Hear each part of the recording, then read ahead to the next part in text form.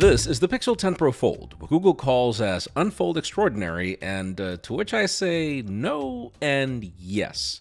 But let me explain. Foldables are going through an interesting inflection point. After years of fumbling with narrow form factors, passport designs, or phones that unfold outward, companies have finally figured out that the magic lies not in the novelty, but actually in the complete opposite.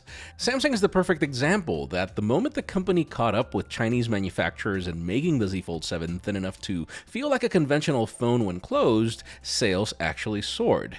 I was the first to think that the death of the S Pen or the smallish battery would affect sales, but nope, Samsung can barely keep up with demand. That's precisely why this phone is such a paradox. It launches later than its competitors and follows on only half the elements that made the others succeed. You'd think that's code for DOA, but what if I told you that I've found myself loving this phone more than I expected? I'm Jaime Rivera, and let me tell you why in my full review. Okay, so for a bit of backstory, the foldable that I liked most last year was the Pixel 9 Pro Fold, mainly because of how well it achieved the premise of regular phone when closed that became a larger tablet when open. But yeah, it was kinda late. Once the Oppo Find N5 went global, there went that, and the same happened with the Z Fold 7. At Generation 4 and 7 respectively, those more mature designs are sleeker, which is expected, but also more expensive. Thinness is cool, but it isn't the only conventional thing consumers want from a foldable, so let me tell you about this 10 Pro Fold as if it lived in a bubble. Oddly, what I like the most about this phone is actually the hardware. You'd think it's identical to the 9 Pro Fold, but trust me, it is not. This phone is a hair thinner and narrower, with much smaller bezels than before, leading to a more immersive look on this moonstone finish, which, yeah, looks pretty hot. The aluminum frame and Gorilla Glass Victus 2 haven't changed, but it still is more durable, being the first foldable I know of to include full IP68 dust and water resistance. The hinge is also gearless now, meaning no more of the crackling noise we got with the previous model. And while you still see a crease on the inside, the ultra-thin glass now includes added layers of protection to ensure longevity. Internals are then another major reason to consider this phone over last year's and even the Z Fold 7 in certain cases. For starters, even if Tensor G5 is not class-leading, it is miles better than what we had on the 9 Pro Fold.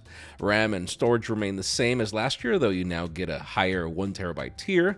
But then the reason you should care most is that this is the first Western foldable with an Android-sized battery, much faster charging, both wired and wireless, than last year, and even Qi2 magnets.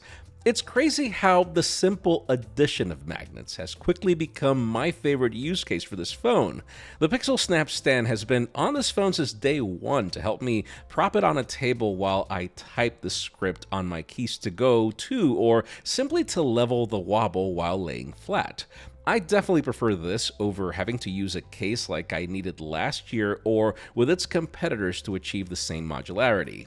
Now, at first I will admit that I was a bit conflicted with the choice of LTPS on the outer display, mainly for endurance, but it doesn't seem to affect this phone one bit. You get 120Hz with great color and pretty much the same aspect ratio and experience as if you were using the smaller Pixel 10 Pro. And then obviously nothing to complain about on the inside with this 8-inch LTPO AMOLED display, which is pretty striking in its color, contrast, brightness, and variable refresh rate. The fact that it's slightly wider than most also makes it my favorite for consuming content without having to rotate the phone, placing the speakers on a better angle. Forms of connectivity, charging speeds, And then there's Android 16 and Material 3 Expressive. This is one of those cases where I didn't have high expectations and then I tried it and now I get it. Google's use of color is now more intentional and yet elegant, and subtleties like blending UI elements with vibrations, while very iOS-like, adds a positive touch to the user interface. I'm particularly glad to finally get a denser grid of icons on the launcher, helping me bring back my Windows Mobile Today screen on the front. It's easily my favorite approach to Android, but it's not necessarily perfect. If you remember my complaints on the Z Fold 7 and it handling widgets and fonts differently on the cover screen and on the inside, well, it seems that this is actually an Android 16 problem, because it happens here too. I had to remove the date on my flip clock widget because it looked atrocious on the inside when you would open the phone, but looked great on the outside. Still, you buy this phone for productivity, and you gotta hand it to Google for how all of its on-device AI adds to that experience. I'm not just talking about Gemini, which works the same even on competitors. I'm talking about Magic Queue, sparing you the need to find directions when you get a text with an address, for example. The fact that Writing Tools is an easy access from Gboard, and that, yeah, this is by far the best voice dictation service out there. Actually, one of the main reasons a Pixel is always with me is because of the voice recorder transcriptions, which we've had since, 2019? Last but not least is the fact that owning a Pixel gets you a trial to Gemini AI Pro, which adds the benefit of better models, VO3, the added storage on Drive, which to me come in handy. And then there are the neat tricks that are exclusive to this form factor, like Instant View or Made You Look while you're taking photos, which, I mean, they're fine, just not necessarily my jam. What I use most is the split screen, which helps you easily toggle between two full applications. It's not as great as what Oppo and OnePlus provide, but hey, it is a step in the right direction. Over the course of the week that I've been using this phone, I have to admit, I don't miss my Z Fold 7 that much. I mean, yes, it is chunkier and heavier, but if I want magnets on the Z Fold 7, I need to use a case anyways. For me, it's really been about the battery life, as foldables usually become my primary phones for the day-to-day. This device has easily ended a full day without a problem, though I wouldn't necessarily call it a 2-day phone like some of the Chinese competitors. I also think Google's updates in the modem department have led to pretty good performance on phone calls and data reliability above all. Now, last but not least, the most important reason you'd pick this foldable over any other is the camera, because yeah, a Pixel is a Pixel. Obviously, space constraints don't allow this phone to have all the specs of its Flat Pro siblings, and this primary sensor is smaller than what Samsung is using, not just in megapixels. Still, once you look at these photos, the results are actually what I'd call pretty interesting. Last year, I considered them to be a bit soft, and during the day, I'm actually going to give you a little tip. For close-ups, stick to the primary or even the ultra-wide. I usually like to live in the 50mm 2x on any phone because I love the compression, but this phone doesn't bring the same level of sharpness. The photos looked great on the screen, but once you pull them into a monitor, the digital noise of Google's compensation with AI is noticeable. It works fine for landscapes, but for everything else, the primary is a lot sharper. That said, I do appreciate the digital cleanup coming from this telephoto up to 20x zoom. It's not perfect at detail, but definitely usable. You'll notice more of this behavior at night where the sharp results came from the primary. Anything with 2x almost looks cartoony, though in this case it makes sense because there's no binning left to brighten the shot, which is the same limitation you have with the ultra-wide and telephoto sticking to smaller megapixel counts. Sadly, I chose to do my long exposure shots with this because it's the best focal length for street photography, but I don't love the results.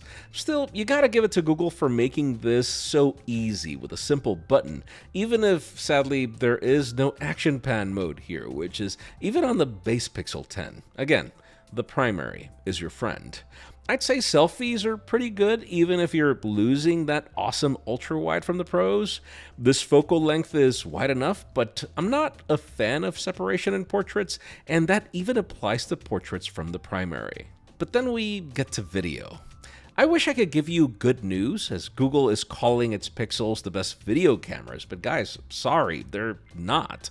Stabilization is good up to 2x, which then falls apart at 5x, but I'm okay with that. My problem is all the artifacts in the shadows on a bright sunny day, and that's even filming this in HDR. And then that's another problem. There's no HDR in 4K at 60, no 8K, but there is video boost, so you can rescue some of these results if you select the mode from the start. But then selfie video lacks HDR and video boost, so you run into this problem of the primary and selfie video living in two different color spaces or qualities.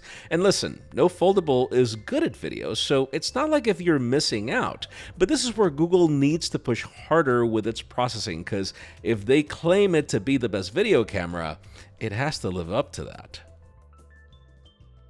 To conclude, let's circle back to how this video started. Google calls on you to unfold extraordinary, but I wouldn't call this an extraordinary foldable. What I would call it is conventional, and that's not a bad thing. Foldables aren't cheap, and the last thing people want is compromise.